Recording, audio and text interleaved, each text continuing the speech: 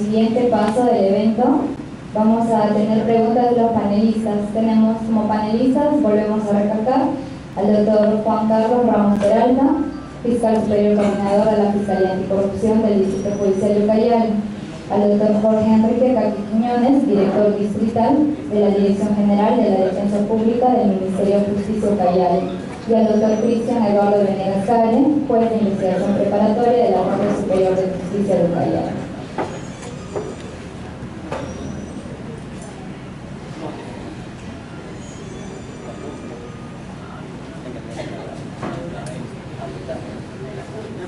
Luego de escuchar la ponencia del doctor González, un aspecto principal en la implementación del nuevo modelo es justamente, como se ha manifestado, el garantismo, es decir, las garantías, el respeto a las garantías del imputado, del detenido. Sin embargo, también debe tomarse en cuenta que junto a este aspecto del garantismo también está la seguridad jurídica. Pues, ¿qué sucede y qué ha estado sucediendo en otros distritos judiciales? Que muchas veces cuando se comete un delito, por ejemplo, contra el patrimonio, y una persona es aprehendida por dicho motivo y el fiscal solicita la prisión preventiva, entonces muchas veces, si bien hay requisitos, ¿no? Hay requisitos para la prisión preventiva, sin embargo, sucede que hay distintos criterios de los señores jueces, de los magistrados del Poder Judicial. Pero respecto a un mismo caso, en un distrito judicial dan la prisión preventiva y en otra la rechazan. Pues esto ha ido creando desconfianza en la población, en la sociedad, ¿no? El delincuente fundamental lo atraparon, sin embargo le dieron la libertad. Y a poco tiempo el delincuente muchas veces vuelve nuevamente a incurrir en delito y nuevamente lo atrapan, ¿no? Pero eso significa de que no hay un criterio uniforme en cuanto a aplicar, por ejemplo, la prisión preventiva, ¿no? Y ahí quisiéramos preguntarle al ponente cómo considera este aspecto, cómo debe, digamos, guardarse ese equilibrio entre el garantismo, entre el respeto a los derechos humanos del detenido, del imputado, y la seguridad jurídica que exige la sociedad en cuanto al peligro que significa que estas personas estén cometiendo delitos, ¿no? Gracias.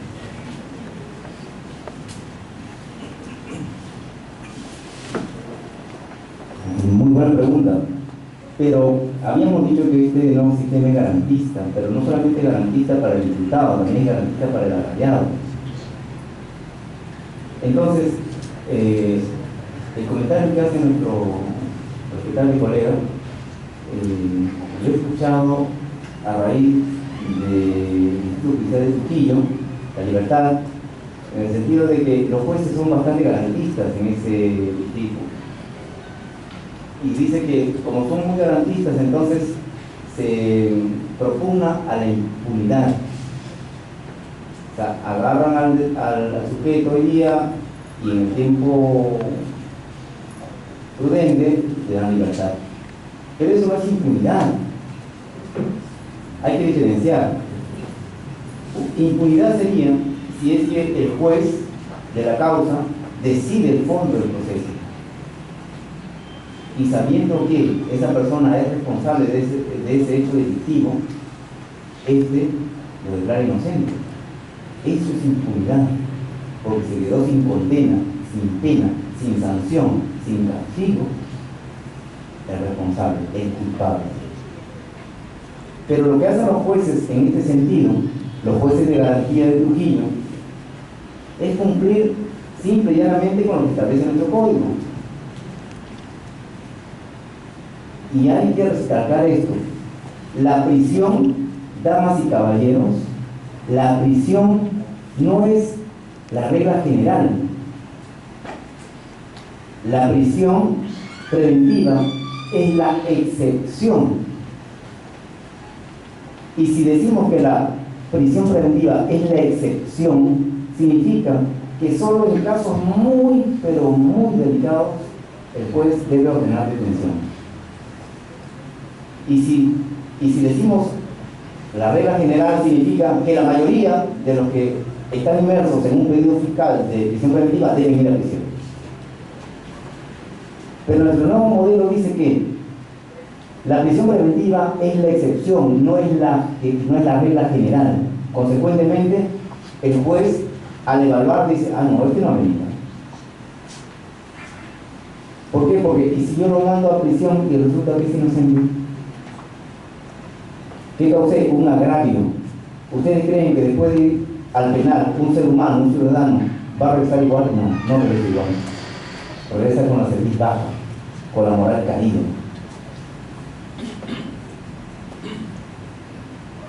Y se trata de proteger la dignidad del ser humano. No significa que se quede en impunidad, porque la investigación del proceso va a continuar, pero con esta persona en libertad. No se ha salvado de la mano de la justicia, solo va a continuar su investigación, su proceso, su juicio, pero en libertad. El juez de la causa, que resolverá el fondo, decidirá si es inocente o es culpable.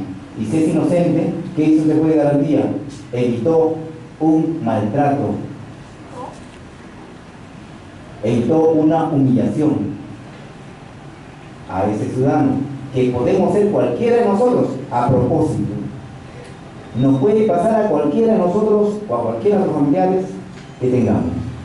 Nos puede pasar. ¿Dónde sabe usted que de repente está en su despacho, viene una persona, ¿cómo está, doctorcito? Pale a la mano y ahí hay un billete con la tinta indeleble que usa el órgano de control, o la Fiscalía de Prevención, o la Fiscalía de Corrupción? Usted dice, oiga, tengo dinero. Claro, lo botaste, billete manchón. Y la Fiscalía de Corrupción no te va a creer que el hombre te lo entregó así por así.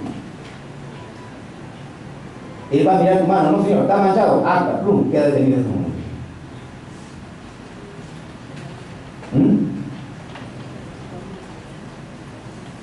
Entonces, el juez tiene que evaluar eso.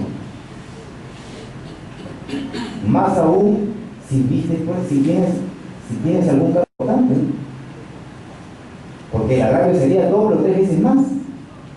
Es diferente que metan preso a un obrero a que metan preso a un ministro. ¿Sí o no? Al ministro lo conoce todo el Perú, al obrero solo sus amigos en torno. Entonces el daño es mayor, ¿o no? Yo creo que se ha monetizado negativamente ese concepto que se utiliza de impunidad. En realidad no existe impunidad, existe una precaución legal, que no es invento del magistrado, que se ha establecido en la ley y hay que respetarla. La prisión es una excepción, no es la regla. Se ha dicho.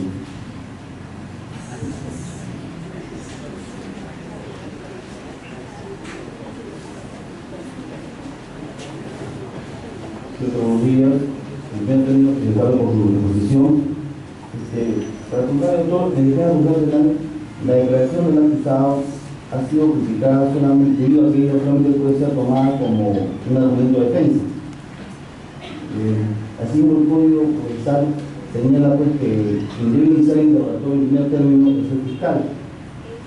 Sin embargo, doctor, eso pues, va en contradicción con el principio de investigación oratoria de que quien inicia el interrogatorio es quien ofrece el órgano de prueba. Si se puede precisar cómo se está dando el tratamiento a ese tema en los procesos judiciales. Ahora, con razón al plazo, al control del plazo de investigación preliminar fiscal, usted ha señalado que el plazo de 20 días no señala la norma, pero resulta, señor, que a veces los fiscales exceden ese plazo amparándose en una sentencia casatoria. Sin embargo, cuando se formaliza, o sea, no solicitan, por ejemplo, o declaran que el proceso sea complejo. Entonces, ¿cuál sería el sustento del fiscal para esos 120 días cuando, al formalizar, no solicitar el acción de complejo de investigación?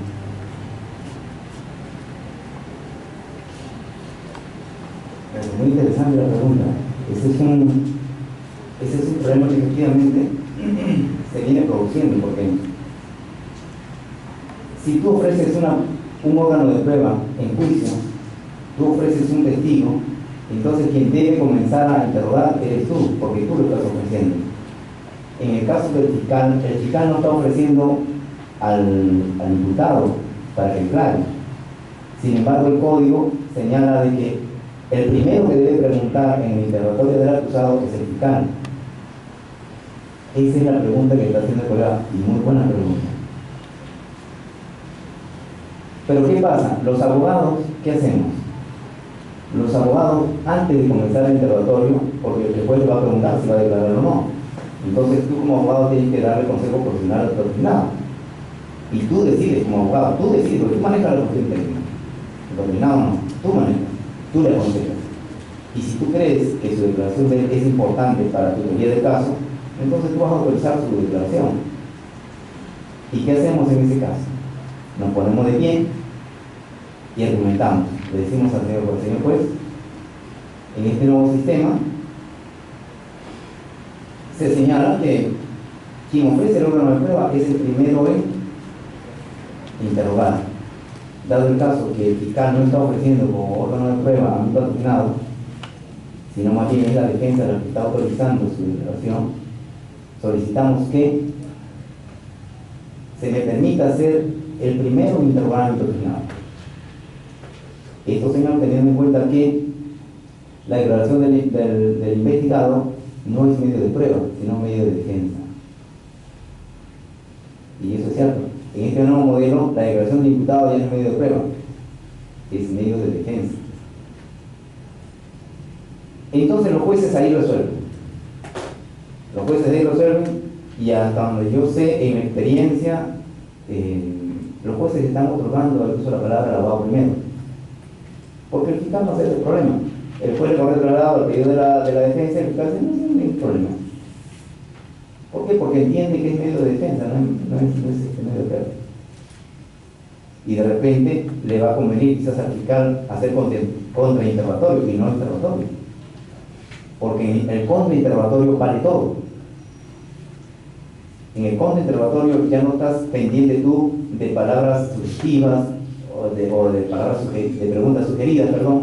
Ya no estás pendiente tú de esas formas de esas preguntas que prohíbe la ley. En este nuevo sistema, por ejemplo, si tú haces una pregunta sugestiva, la otra parte te la observa y ya no es posible hacerlo. Si haces una pregunta ambigua, tampoco. Si haces una pregunta capciosa, tampoco. Objeción, sino fundamentas, corren de lado y resuelves. Ya no se puede. Entonces, el fiscal no se hace problema y concede. Entonces, el abogado hace las preguntas y el fiscal hace el contrainterrogatorio. Así de sencillo. Eso dependiendo también, pues, supongo yo, la teoría del caso que cada uno esté manejando. De repente al fiscal no le conviene, para su teoría del caso, que comience el abogado, y entonces se va a oponer. O de repente ni le va ni le viene, pero para la defensa sí le interesa, entonces conceden, ¿no? Conceden. En eso no hay problema. La segunda pregunta, ¿cuál fue? Sobre el control de plazo, pero no. Ya. Sobre el control de plazo, obviamente a veces por la carga procesal el fiscal no le alcanza el tiempo, no le alcanza el tiempo. Pero el fiscal, como antes ya ha sido abogado, el fiscal sabe darse cuenta rápidamente cuándo una investigación va a ser compleja o no. Desde el momento que coge el caso, ya se proyecta, este va a ser un problema grande. Entonces, si tú sabes que te va a llevar tiempo, entonces no pidas 20 días, pues. No apertures con 20 días. Apertura con 60, 80 amparos de esa casación 1-2007, si no me equivoco. Entonces, pide por, si es pues una investigación muy grande, estaba hablando de organizaciones criminales, entonces pide 120 días, pues, el extremo que te da la casación. Pero tampoco cometas el error de disponer ese plazo sin fundamentar. Tienes que motivar. Tú tienes que motivar por qué estás acogiéndote a esa casación. Porque si no motivas, ¿qué va a hacer el abogado? Todas las exposiciones de los requerimientos tienen que estar debidamente motivados. Le das oportunidad a la defensa. Y se trata de cumplir con el debido proceso, además. Muy bueno. Eso nos permite aclarar un poco más el panorama en cuanto al plazo. Muchas gracias.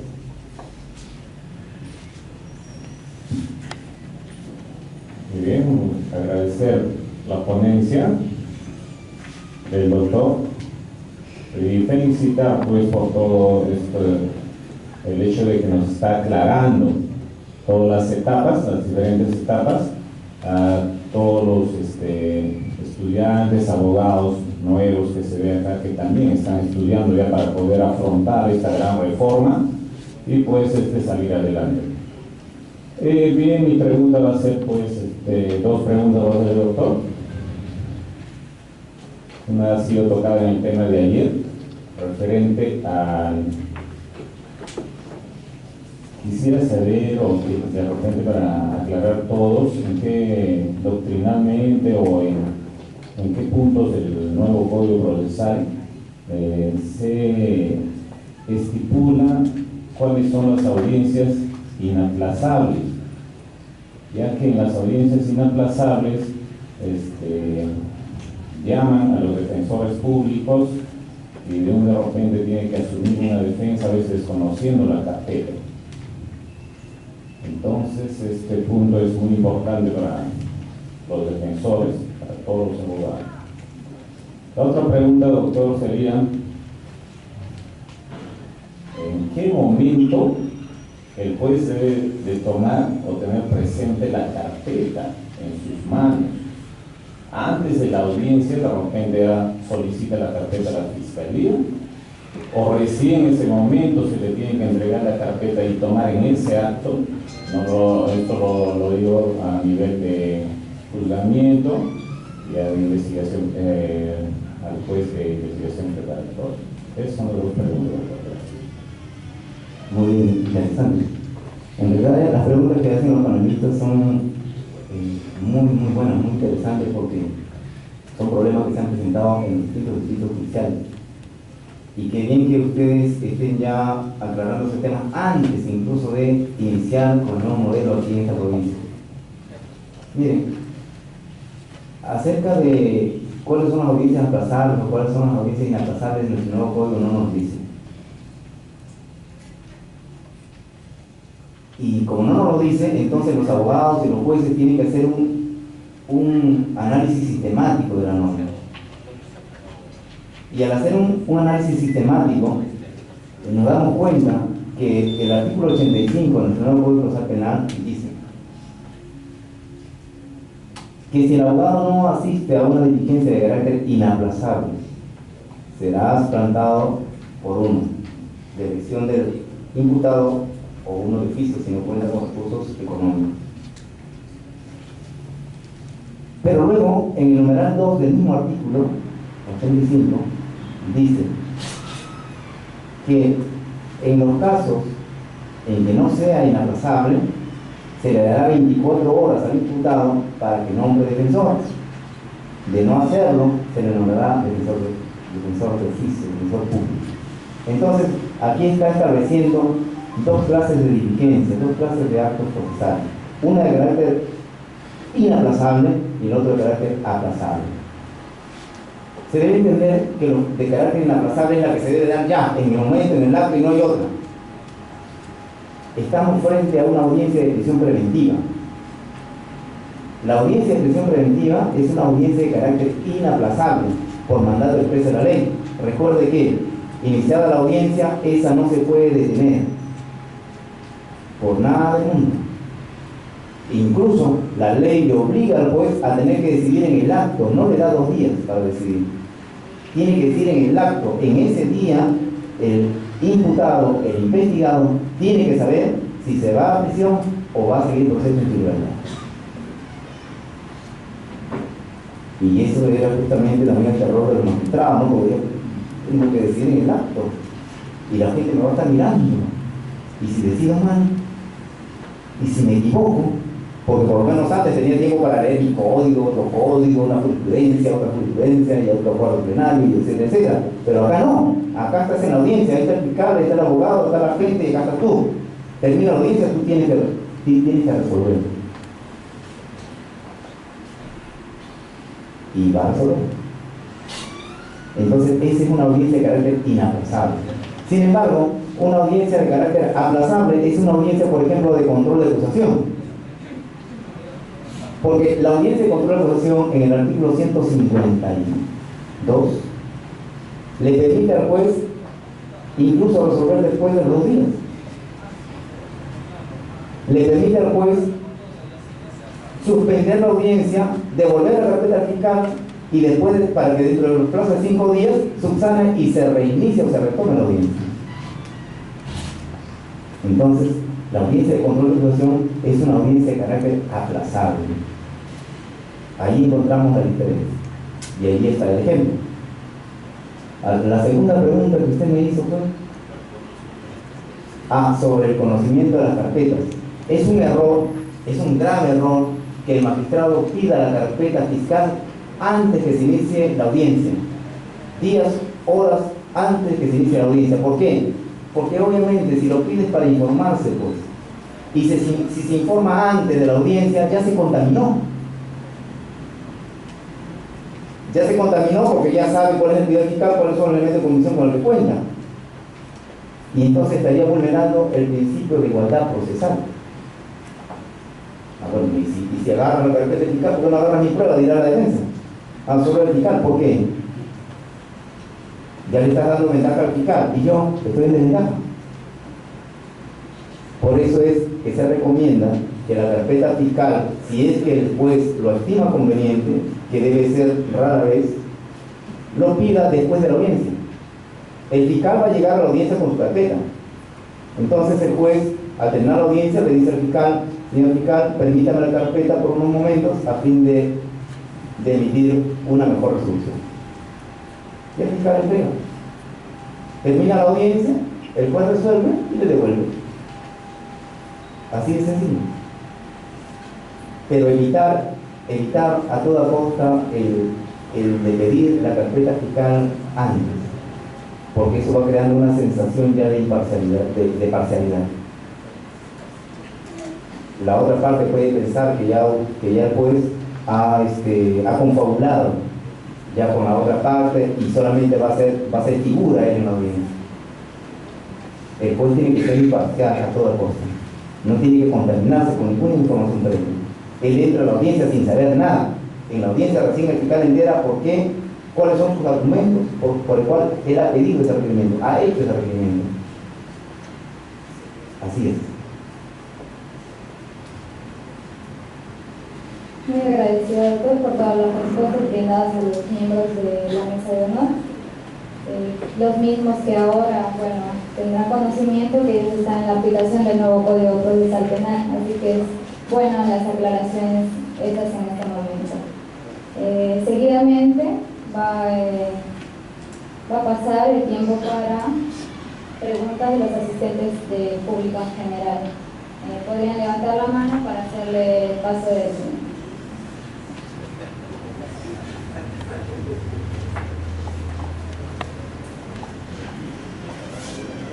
Buenos días, doctor González Castillo. Deseo hacer una pregunta que sigue el tema que acaba de plantear el doctor Carqui Quiñones respecto a la oportunidad en que el juez tiene que obtener la carpeta de su poder.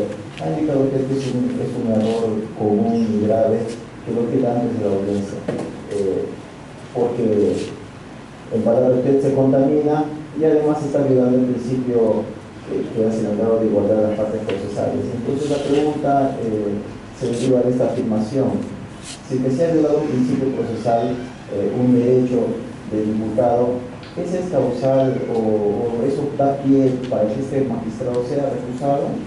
¿Puede ser apartado del proceso en virtud de la posesión de la carpeta antes de la audiencia?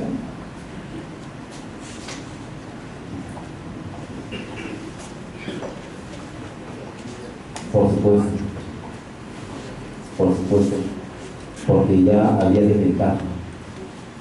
Y si puede demostrar mínimamente ese hecho, considero que debe proceder por recusación. Considero que debe proceder esa recusación.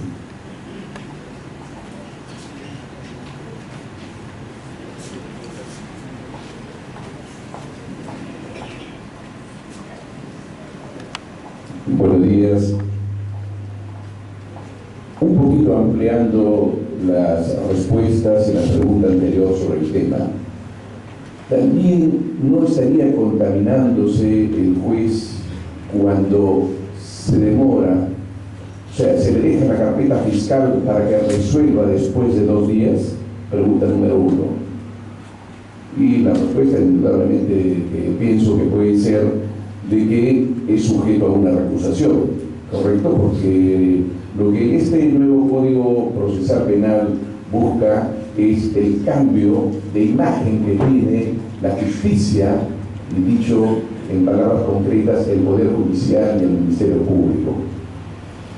Esa es la primera pregunta. La segunda pregunta es: ¿qué casos son o qué actos del juez en la etapa, qué actos en la investigación preparatoria del fiscal son aquellos que no los puede ver el juez? O sea, no puede él opinar sobre estos actos que el juez tenga. Y la tercera pregunta sería: usted ha señalado dentro de su exposición de que tenemos que respetar los procedimientos. Por ejemplo, el Ministerio Público tiene dentro de sus documentos un acta que se llama el acta de lectura de derechos del imputado o encausado en ese caso, ¿no? Y usted ha señalado de que en el momento que a él se le hace la intervención, la primera acción que hay es llevarlo, ¿no?, leerle sus derechos y firmar esa acta. ¿Qué sucede si no se realizan estos actos?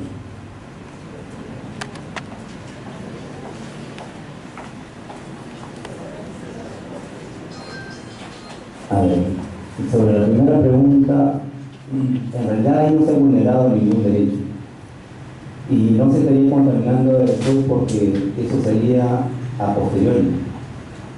Ya previamente hubo el debate, ya previamente ambas partes ofrecieron sus pruebas y argumentaron. Entonces el juez lo pide solamente para sacar las piezas, porque el debate se realizó, ya hubo igualdad de armas. Sobre el asunto de los derechos del imputado, en realidad, si es que esa acta no existe, ¿qué significa que el acta de lectura de derecho no exista? Significa que se ha vulnerado un derecho establecido en el artículo 71 de nuestro nuevo Código Procesal Penal. Y si eso es así, entonces la parte afectada está en su legítimo derecho de plantear una tutela de derecho. Eso es algo ciudadano. ¿O había una tercera? Creo que sí, ¿no? Bien. Okay.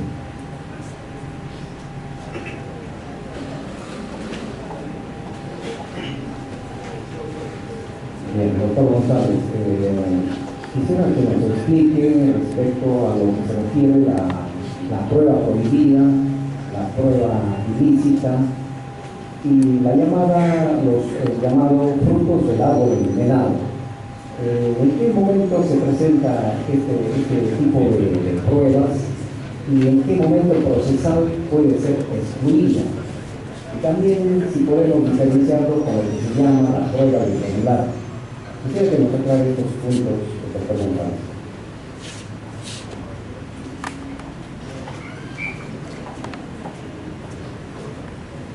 En la prueba difícil. Pero no deja de ser interesante su pregunta. Entonces, bueno, cuando hablamos del árbol envenenado, no hablamos de otra cosa más que lo que dice la doctrina acerca de la teoría del árbol envenenado. Significa que si este es el árbol y el árbol está envenenado, también va a estar envenenado los frutos. Entonces, si tú planteas una nulidad sobre este árbol, entonces también será nulo sus frutos, todo lo que tenga él. A eso se refiere la teoría del árbol envenenado. La otra pregunta que me hizo usted fue... ¿Perdón? este momento se sigue. La discusión de la prueba. La diferencia, creo que dijo usted acerca de prueba ilícita, prueba regular, prueba prohibida, etcétera, etcétera. Aunque eso todavía está en la mesa de debates, porque se está debatiendo mucho al respecto. En la práctica, hablar de prueba prohibida, prueba ilegal, prueba ilegítima, etcétera, etcétera, es hablar de lo mismo. Porque allí lo que se está vulnerando es un principio constitucional. El artículo 8 del título preliminar de nuestro nuevo Código Procesal Penal dice que solo serán incorporados como medio de prueba todos aquellos actos que hayan sido obtenidos e incorporados al proceso por un procedimiento constitucionalmente legítimo. Y si este elemento de convicción o esta prueba no fue incorporado por un procedimiento constitucionalmente legítimo, entonces es una prueba prohibida, es una prueba ilegal, no debe pasar como prueba. Es más, los jueces no lo deben tomar en cuenta para poder emitir su resolución. ¿Por qué? Porque adolece de defectos, de vicios. ¿Por qué es ilegal? ¿Por qué es ilegal?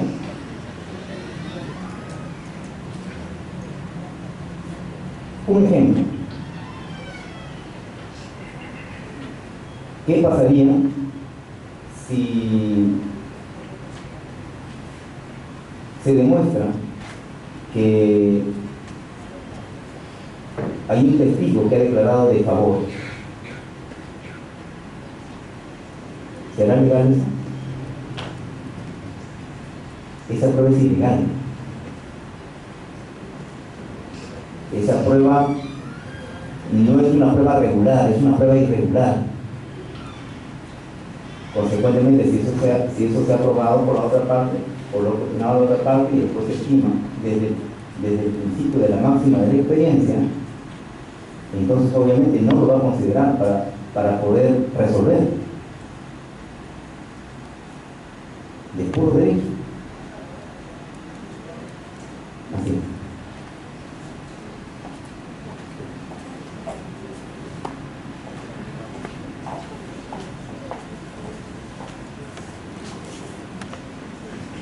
Doctor, buenos días.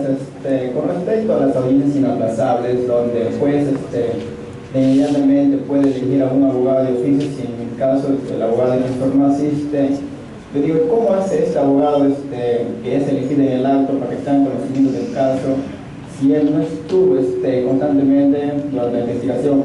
¿O es que él cumple simplemente un papel de representación y terminar la audiencia? El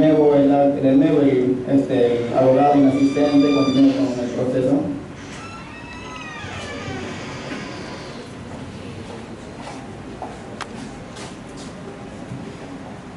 Claro, aparentemente, si yo soy defensor público, hay una audiencia de prisión preventiva, el abogado del investigado no asiste, que es el que conoce la causa, me llaman a mí, que no estuve en ningún acto de investigación, obviamente estoy en desventaja.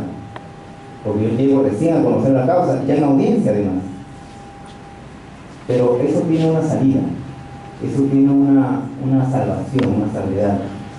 Si nosotros miramos el artículo 9 del título preliminar, nos vamos a dar cuenta que el título 9 dice que el defensor, o mejor dicho, el imputado, tiene derecho a ejercer su defensa en un plazo razonable. Entonces, cuando tú asumes un caso de esa naturaleza, tú una audiencia le dice, señor juez, antes que empiece, te acreditas y antes que empiece le dice, señor juez, en ejercicio del artículo 9 del título preliminar del nuevo Código Procesal Penal, solicito se suspenda por 30 minutos, 40 minutos, una hora, dependiendo del caso y dependiendo del tiempo que te vas a tomar tú, para poder tomar conocimiento de la investigación realizada por el Ministerio Público, en estricto ejercicio y respeto del artículo 1 del título preliminar que establece el derecho a la igualdad procesal.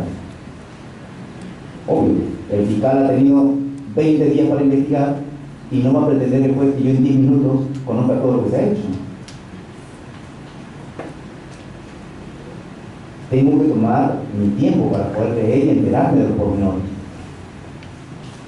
Se le pide, el juez corre traslado, el fiscal no se pone, y si se pone mal, porque ya se va a producir todo un debate, el juez resuelve y te da la razón. Porque es claro, es evidente, estarías en desventaja. Y entonces, ¿dónde queda el principio de igualdad de armas? No se estaría aplicando, pues no habría igualdad de armas ahí, estarías en desventaja. Consecuentemente, no le queda otra pues más que darte ese plazo razonable. ¿Cuánto tiempo? Lo que tú pidas. Si tú crees que 20 minutos, 20 minutos. Si tú crees 40 minutos, 40 minutos. Salvo que el juez te diga, no, mucho tiempo.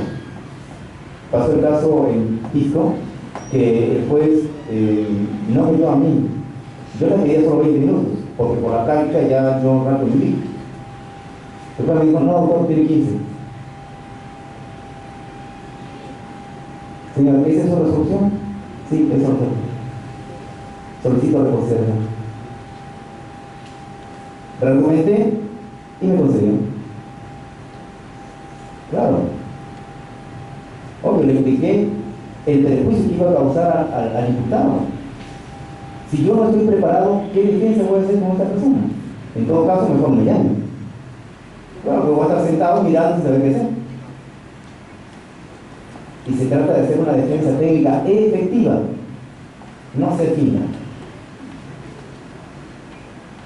Esa es la respuesta que esperaba.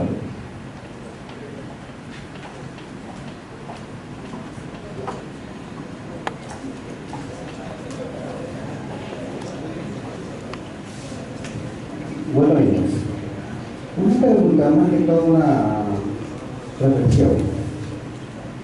Usted puede pensar que usted no puede procesar penal, va a tener su fruto en el Perú, o porque el nuevo Código Procesal Penal colombiano fracasó. Chile, el nuevo Código Procesal Penal, no es tan, como lo dice, que es rápido los procesos. Hay casos que tienen 3, 4, 5 años. En Trujillo, los delincuentes reconocidos se pasean en el sistema judicial cuando a veces quiere empezar.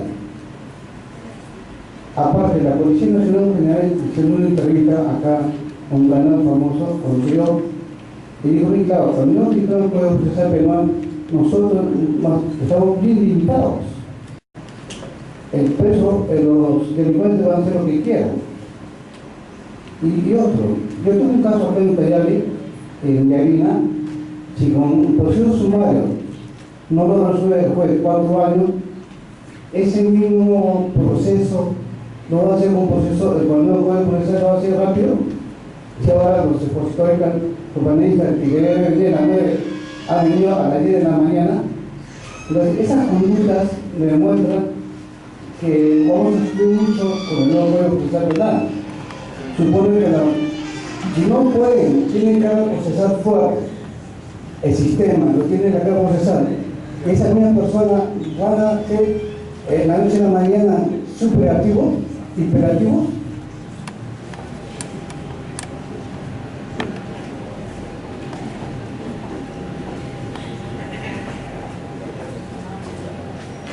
Claro, es una preocupación quizás que se genera a raíz de los distintos problemas sociales, pero yo les digo algo, la delincuencia no es un problema del Poder Judicial.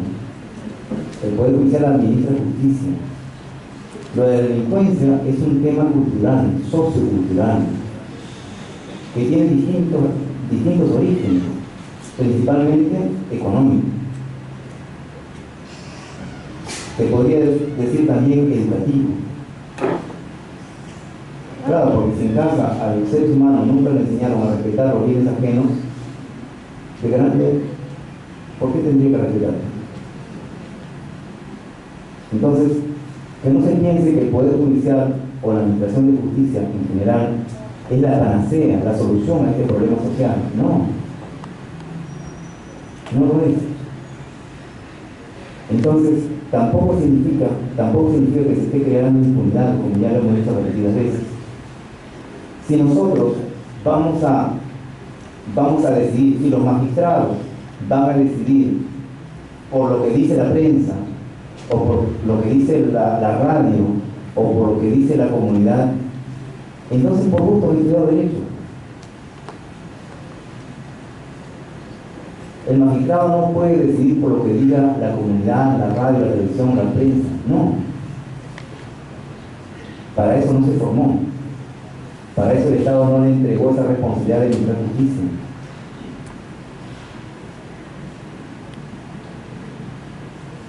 Entonces, el problema de la delincuencia no es un problema netamente judicial, es un problema cultural, sociocultural. No corresponde al Poder Judicial solucionar el problema, y ese es un gran error. Ese es un gran error. Los jueces creen, o por lo menos hasta donde he percibido, los jueces creen que ellos son los encargados de solucionar el problema de la delincuencia, y no es así. Los jueces tienen una labor, y su labor no es la de eliminar la delincuencia, su labor es administrar justicia. Y creo que se malentiende ese concepto, porque, y digo que la mayoría de los jueces creo que no entienden eso, porque apenas el fiscal pide prisión preventiva de un ciudadano, el juez lo mira al investigado y ya lo mira ya con las rejas delante. Y ojo, que los jueces, para maquillar y hacer motivaciones aparentes en sus resoluciones, son campeones en estos últimos tiempos. Se dice la verdad. Creo que buscamos verdad. Estamos hartos ya de los apantallamientos, de las cortinas delante. Decimos las cosas claras y concretas. Los jueces están haciendo motivaciones aparentes, en su gran mayoría cuando tienen la prisión preventiva, porque olvidan que la prisión no es la regla general, la prisión es la excepción. Eso es todo.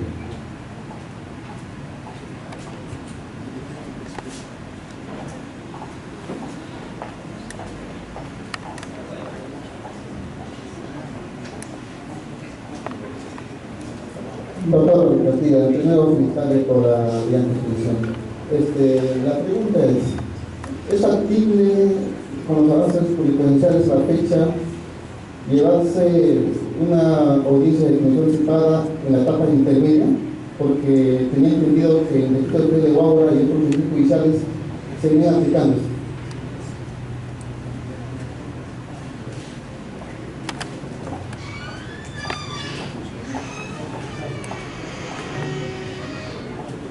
No hay duda que aquí se ha reunido la comunidad jurídica de esta provincia.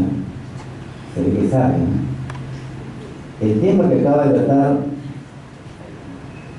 nuestro colega, en realidad es un problema para muchos individuos, porque efectivamente hay un acuerdo plenario que prohíbe la terminación anticipada en la etapa intermedia. Por una cuestión, si no me equivoco, de economía procesal.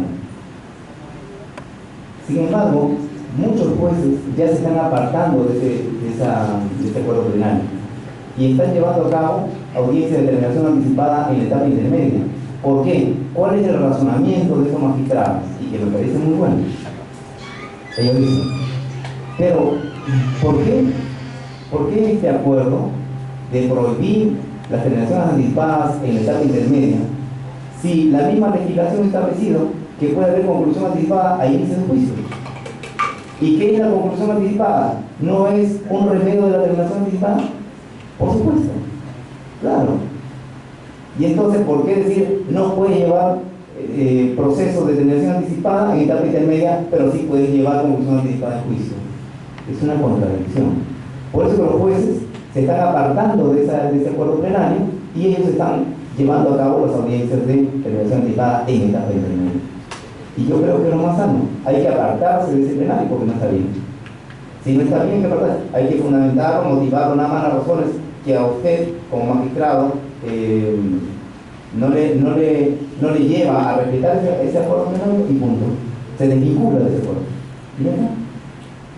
No está cometiendo ninguna arbitrariedad. Simplemente está ejerciendo la facultad que da la ley. El magistrado puede apartarse, puede desvincularse de ese acuerdo, motivándolo debidamente. ¿Cierto? Eso es todo.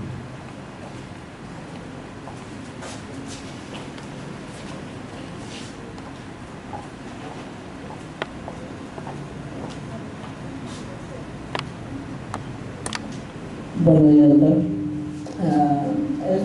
Más que todo mi pregunta es a su criterio y a su experiencia. ¿Usted cree que la aplicación del nuevo Código Procesal Penal se va a dar sanamente, puesto que ya los jueces están con esa mentalidad inquisitiva, la misma experiencia les ha formado así? Y como usted dice, no hay ese cambio de chip, aún mucho menos cuando la preparación es poca que se hará en nuestro distrito. ¿Cuál cree usted lo más recomendable? ¿Cree más preparación, cambio de jueces, de fiscal? Porque creo que en nuestra actualidad hay muchos jóvenes estudiantes de derecho que ya se están preparando con esta mentalidad.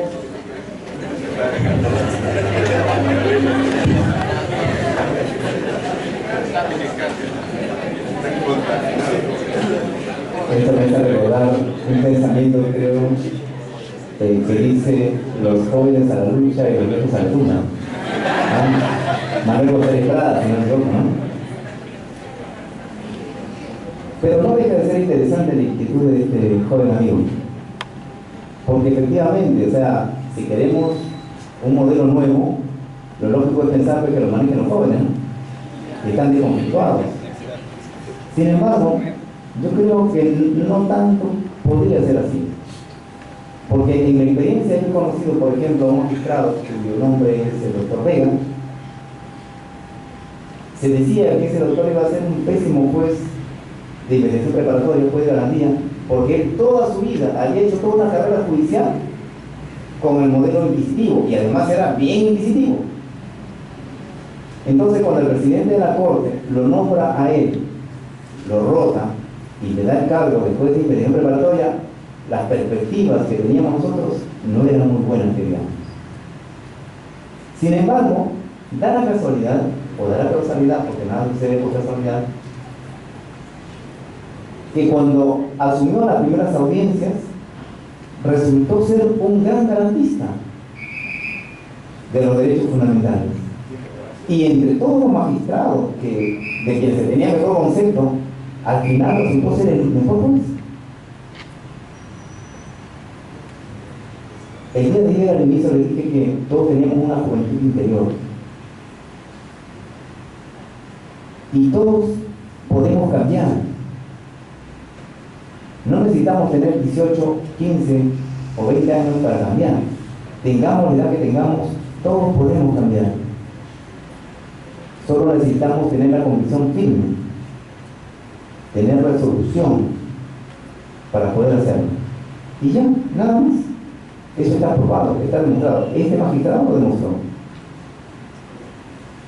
Entonces, yo creo que no se trata de mucha juventud, sino más bien de adaptarse a este nuevo reto que nos impone el nuevo modelo procesal penal.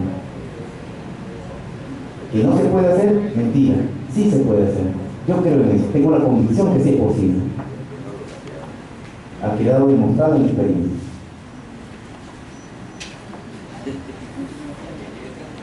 Bueno, agradecemos a los asistentes por sus preguntas y al doctor Carlos Jaime González García también por las respuestas acertadas que ha dado durante este nuevo seminario, segunda jornada y al día de hoy.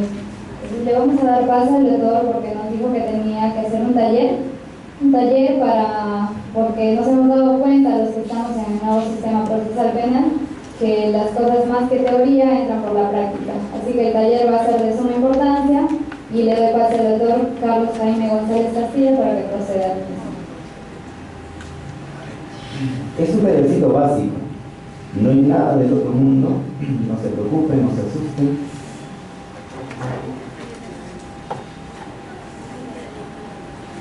Lo ideal era que cada uno tenga su papelito, su hoja, pero lo vamos a hacer a través de la pantalla. Si tiene un lapicerito sería bueno para que no tenga respuesta.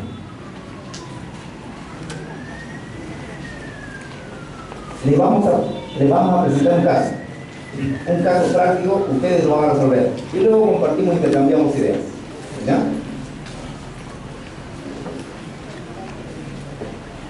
Vamos a dar lectura de este caso y luego vamos a hacer ciertas preguntas a través del cuestionario que ustedes van a tener que resolver.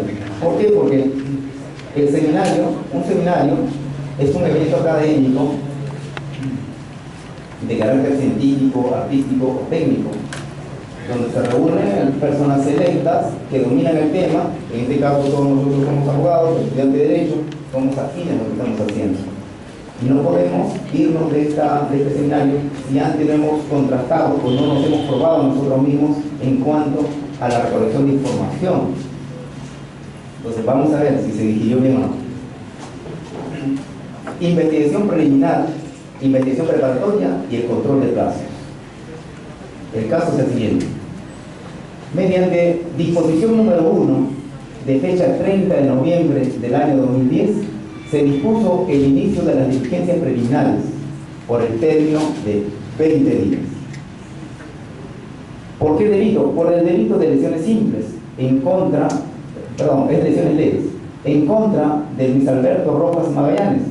Por disposición número 2, el fiscal amplía las diligencias de investigación preliminar por 30 días más, a fin que se pueda recabar la pericia médica y efectivizar la declaración del investigado, al amparo de la declaración 2/2008. La libertad. Con fecha 22 de marzo de 2011, el fiscal dispone formalizar la investigación preparatoria por delito de lesiones leves, previsto en el artículo 122 del Código Penal.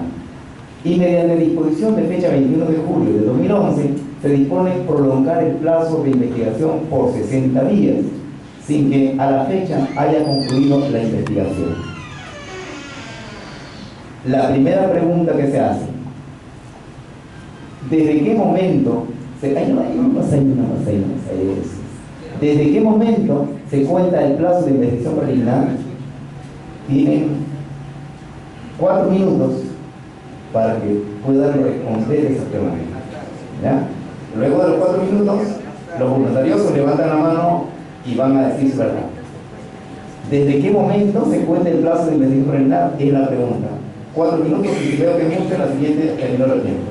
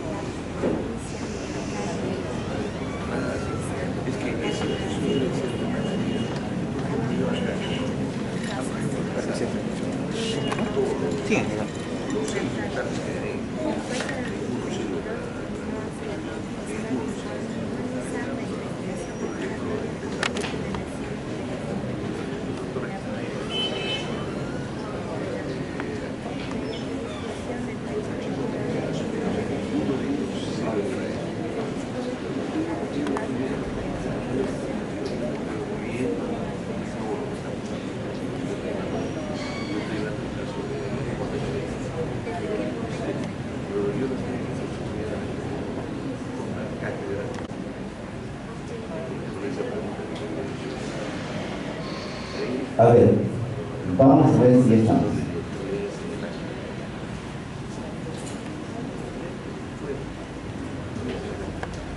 Les complemento esta inquietud. Les haré. ¿Desde qué momento se debe contar el plazo de investigación preliminar?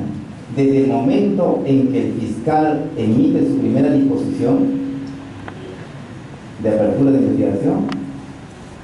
¿O desde el momento en que se inician los primeros actos de investigación? A ver ese jovencito que está en... Bueno, buenos días o buenas tardes. el plazo de la investigación preliminar se empieza a contar desde el primer momento, bueno, desde el momento que el fiscal emite la disposición que da inicio a la investigación preliminar. A ver, ¿otra opinión? ¿Otra idea?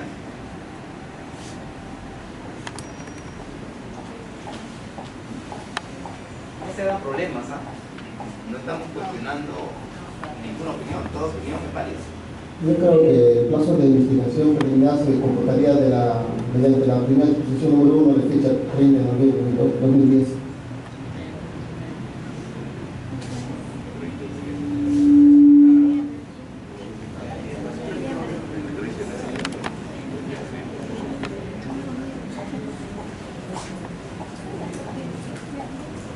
¿Alguien más quiere opinar?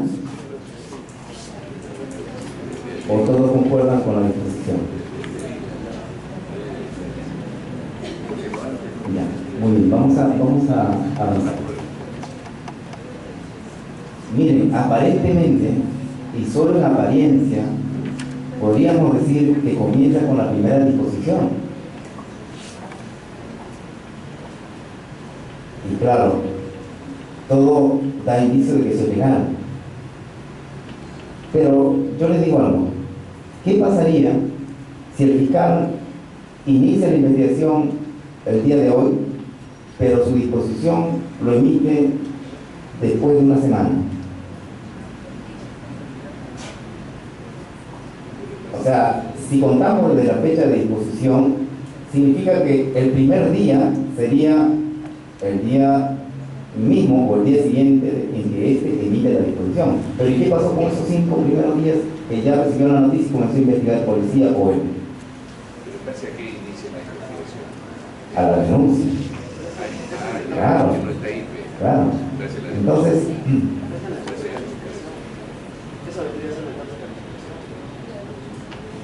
a ver, vamos a aclarar.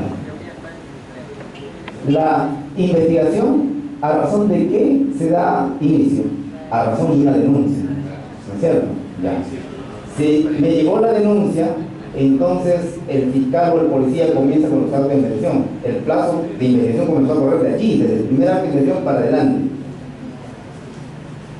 1 hora, 2 horas, 24 horas, 2 días, 3 días, 4 días, etc. Que el fiscal emita su disposición después del segundo día, al tercer día, al quinto día o al séptimo día, no significa que desde allí comenzó la investigación, porque ya la investigación comenzó antes. Si tú quieres hacer un control de plazo, nunca computes el plazo a partir de la disposición emitida por el fiscal, sino a partir del momento en que se inició el acto de investigación.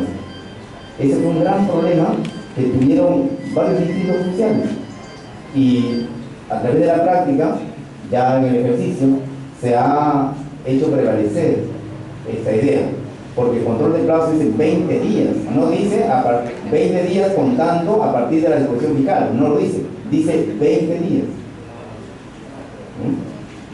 A ver, continuamos, o quieren una cosa. A ver. Doctor, en el ejemplo que usted ha expuesto, y en la respuesta que está usted señalando, está partiendo del supuesto de que toda disposición fiscal de inicio de investigación preliminar se origina en una denuncia de parte de la policía, y eso no es así. No está tomando en cuenta la noticia criminal que puede el fiscal tomar, cuyo conocimiento el fiscal pueda tomar de su experiencia, porque lo vio de un noticiero en su despacho, o la flagrancia. Por otro lado, las disposiciones de investigación preliminar por lo general se dictan inmediatamente después de tomar conocimiento. Es improbable que un fiscal espere 3 o 4 días, porque en primer lugar la formalidad permite controlar los plazos para el propio fiscal. Nadie se quiere exponer a una audiencia de control de plazos. En segundo lugar, es improbable que se pueda llevar a cabo eficazmente una investigación preliminar sin disposición, porque eso viola las garantías del imputado. Entonces, a mí me parece que es un error empezar a contar desde el momento que la policía empieza a indagar, porque entre el momento en que la policía empieza a indagar y la disposición fiscal no suelen transcurrir más de un día. Por otra parte, como les repito, se ha obviado o se ha asumido que solamente en virtud de una denuncia es que se puede investigar se puede iniciar una investigación preliminar, y eso no es cierto. De repente se me ha entendido mal. Nosotros hemos dicho en clase anterior, el día de ayer, y quizás también hoy, de que la denuncia se puede ocurrir de muchas partes, solo que en esta ocasión estoy poniendo como ejemplo.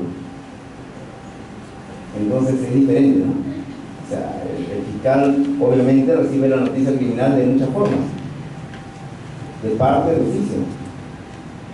Y si es de oficio, lo puede recoger de la radio, lo puede recoger de la prensa, al lado escrita, o de la televisión también, a través de noticias. Eso ya lo hemos dicho antes. Pero para este caso lo hemos dado simple y llanamente como ejemplo. Ahora, en realidad, si hablamos de que es imposible de que un fiscal emita una disposición después de que ya se iniciaron los actos de investigación, en la práctica sí sucede. Y si tengo una segunda oportunidad de visitarlos, que me encantaría, les puedo traer disposiciones que van a demostrar ellos, en que las disposiciones se han emitido días posteriores al inicio del acto de investigación. Entonces sí es probable. Y es por eso y por esa razón, por ese motivo es que yo me adelanto a poderle informar, para que la defensa en todo caso, o quien corresponda, cuando tenga que contar plazos, cuente desde los primeros actos de investigación y no desde la disposición fiscal. ¿Ya? Usted está diciendo que deberían presentar a partir de realizada la denuncia. No, una cosa es la denuncia. Una cosa es la denuncia y otra cosa es los actos de investigación. Porque tú puedes tener la denuncia, pero la denuncia se guarda ahí y después de 3 días recién el fiscal de repente comienzan los actos de investigación, o el policía también de repente recién. No. Una vez que recibió la denuncia, si el fiscal toma la declaración del agraviado, desde allí para adelante. De los momentos que realizan actos de investigación, ojo, es diferente. Es diferente a recibir la denuncia a que se realicen actos de investigación de esa denuncia. Creo que queda aclarado ese sentido. A ver, seguimos avanzando. Una segunda pregunta que hacemos aquí es: ¿qué facultades tiene el fiscal provincial para prorrogar la investigación preliminar por 30 días más?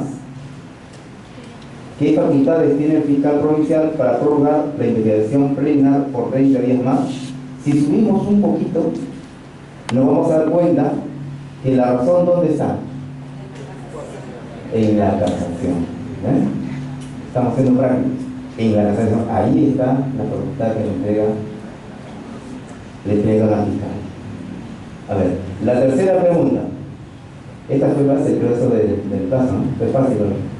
Vamos a la tercera. ¿La investigación preliminar forma parte de la investigación preparatoria para el cómputo de los plazos?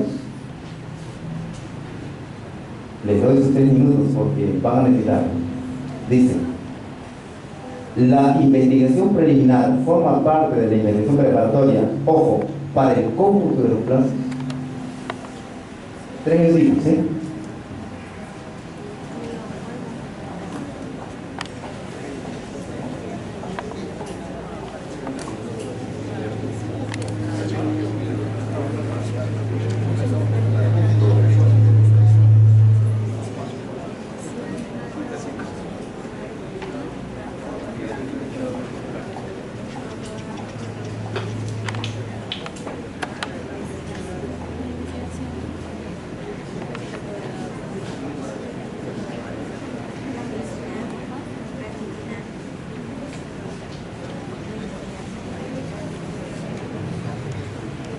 ¿Tu opinión? A ver, pásale ahora.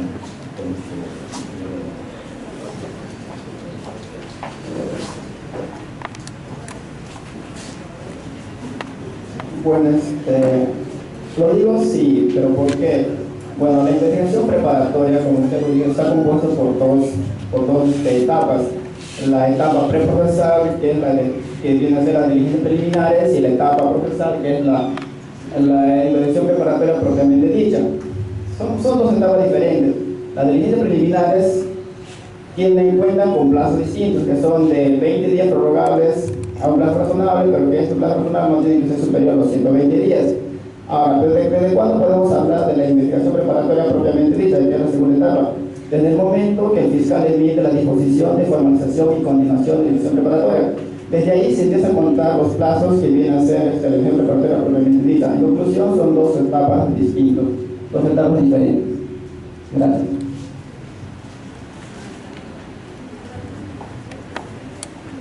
¿Alguien más desea hacer su apreciación?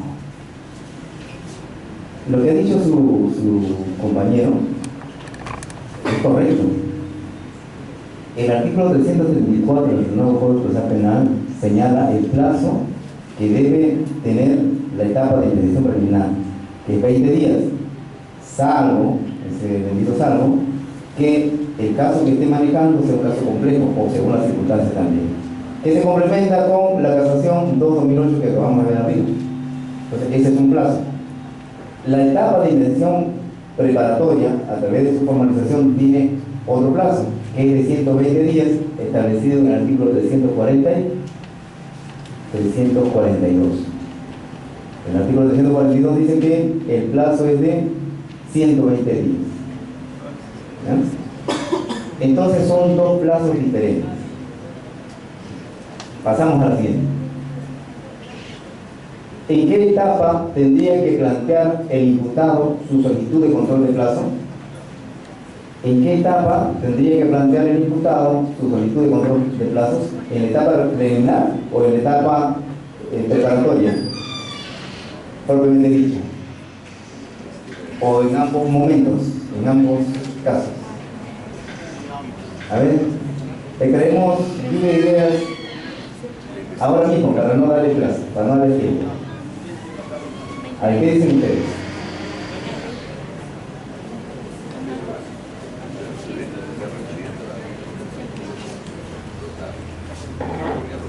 ¿A partir de qué momento?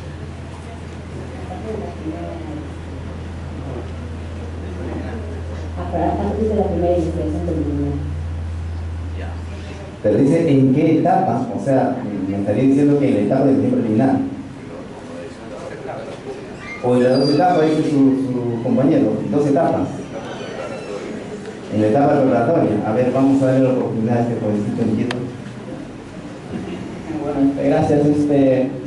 Como usted dijo, lo decía, son dos etapas distintas.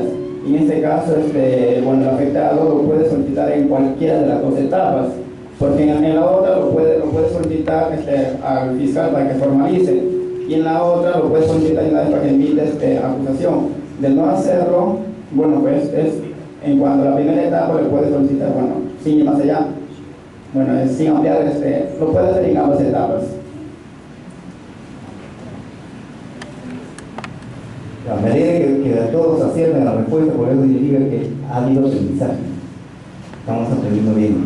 Efectivamente, la etapa de investigación preliminar tiene un plazo, y terminado ese plazo puede plantear control de plazo. Parece una trabalengua. La investigación preparatoria también tiene otro plazo. Se acaba ese plazo, puedes plantear control de plazo. Entonces, en ambas etapas puedes tú recurrir al juez de garantía para que éste se encargue de hacer control de plazo, por ejemplo. A ver, ¿hay otra más? Ahí queda. Ya, hay una más. Ya el caso 2 ya no, porque ya estamos cansaditos. Ya ahí lo dejamos. Más bien, quiero despedirme. Sí, eso lo hacemos ya más adelante, porque vamos a demorar y ya veo que estamos agotados. Antes de despedirme, quiero agradecerles sinceramente a todos ustedes por su presencia aquí en este auditorio. En realidad me voy satisfecho de la labor que viene a hacer acá en esta provincia, porque creo haber colaborado con ustedes en el conocimiento, en la información de este nuevo modelo que ya estamos próximos a iniciar aquí en esta provincia, y que definitivamente es una novedad que va a favorecer a la justicia en Euskadi. Y si este nuevo modelo favorece la justicia en su carga, entonces está favoreciendo la justicia social, la justicia de nuestro Perú. Así que les agradezco mucho. Espero que en otra oportunidad nos volvamos a encontrar para tocar otros temas, y si no, les deseo muchísima suerte, ya que todos ustedes tienen un gran reto por delante.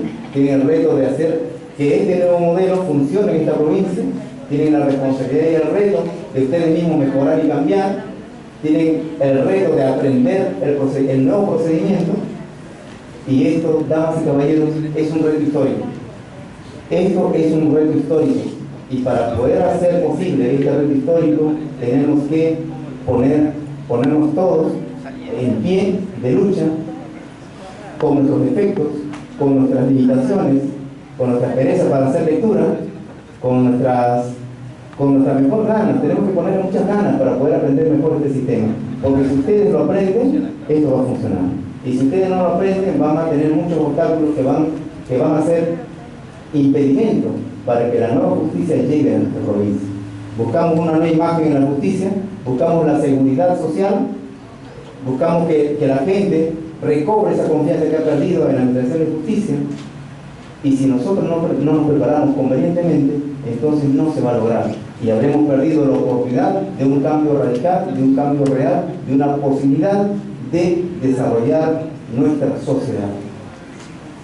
Les deseo buen destino y será hasta la próxima oportunidad. Muchísimas gracias.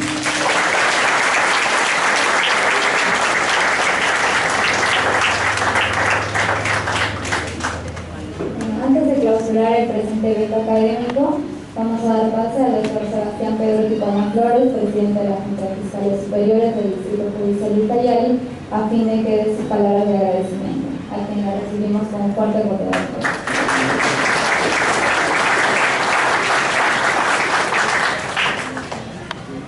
Muchas gracias.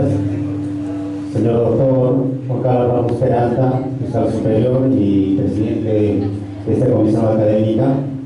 Señor doctor Cristian Venegas Calle, juez de investigación preparatoria de Coronel Portillo. Señor doctor Jorge Caqui Quiñones, director de la Defensoría Pública de Ucayali.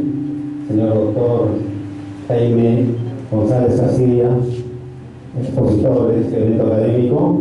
Señores fiscales, señores jueces, señores abogados, señores servidores del Poder Judicial, del Ministerio Público, miembros de la Policía Nacional, distinguidos estudiantes, señores y señores. Quiero aprovechar esta oportunidad para agradecer a nombre de todo el personal fiscal y administrativo de manera muy bonita al doctor González por su excelente exposición en este evento académico. Hoy hemos aprendido muchos aspectos que estamos seguros que nos servirán a todos que estamos involucrados en esta administración de justicia. A todos ustedes asistentes, igualmente, les agradecemos infinitamente su participación en estos 31 aniversario por el Ministerio Público del Día del Fiscal. A todos ustedes les estamos infinitamente agradecidos por su participación. Muchas gracias.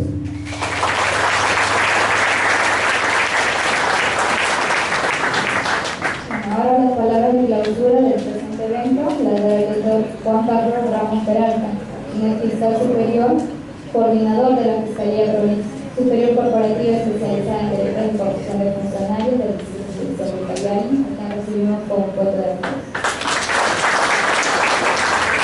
Señor presidente de la Junta de Fiscales Superiores de Ucayali, doctor Ticoma Flores, señores panelistas, asistentes todos, realmente ha sido grato tenerlos a ustedes en esta oportunidad, y ya también estamos agradecidos con la presencia del doctor Carlos Jaime González Castilla por la exposición que nos ha realizado y que nos ha permitido conocer un poco más del nuevo modelo procesal penal. Creo que con las preguntas que hemos realizado hemos tenido una mayor apertura, y en la forma didáctica como lo ha hecho, creo que esa es la forma en la cual podemos aprender más del nuevo modelo procesal. Al celebrar este 31 aniversario del Ministerio Público, el 12 de mayo, la comisión académica que presido, hemos organizado este seminario. Y queremos agradecer a todos los integrantes de la comisión académica, a cada uno de ellos. Sin su participación de ellos, de los señores fiscales, de los asistentes, personal de apoyo no hubiera sido posible este evento. Agradecerles a ellos y quedar reconocido también por la asistencia de ustedes. Creemos, como se manifestó anteriormente, que solamente aprendiendo, conociendo, leyendo el nuevo modelo y también quienes escriben sobre ese tema, vamos a poder lograr que efectivamente el modelo funcione aquí en Internet. Es un reto que tenemos el Ministerio Público y creo que todos, el Poder Judicial, la Policía Nacional, también la Defensoría del Oficio, y creo que lo vamos a cumplir. Se acerca el mes de octubre, todos nos queda capacitarnos y enfrentar el reto. Gracias por su asistencia y esperamos que sea hasta una próxima oportunidad. Buenas tardes.